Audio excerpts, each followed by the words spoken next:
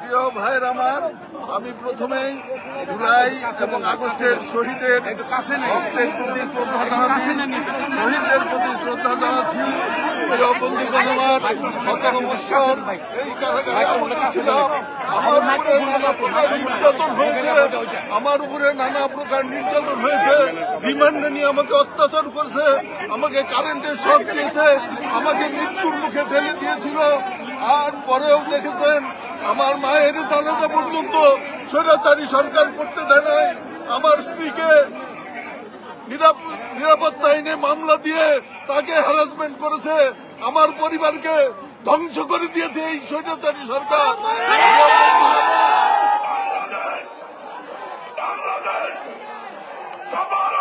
বন্ধুরা আমার নয়, আমাদের প্রিয় নেত্রী দেশনেত্রী বেগম খালেদা জিয়াকে কিভাবে 2বারের 3বারের প্রধানমন্ত্রী কিভাবে নির্যাতন এবং নিপীড়ন করেছে আপনারা সবাই জানেন। আমাদের প্রিয় নেতা তারেক রহমানকে এই দেশে আসতে দেওয়া হয় নাই, তার উপরে বিভিন্ন মামলা দিয়ে তাকে আজকে বাইরে রাখা হয়েছে। আমি আশা করি আপনারা ধৈর্য ধারণ করবেন। আমরা বিএনপি এবং অঙ্গ সংগঠনের সমস্ত নেতা কর্মীরা আমরা যাতে তারেক রহমানের যে নির্দেশ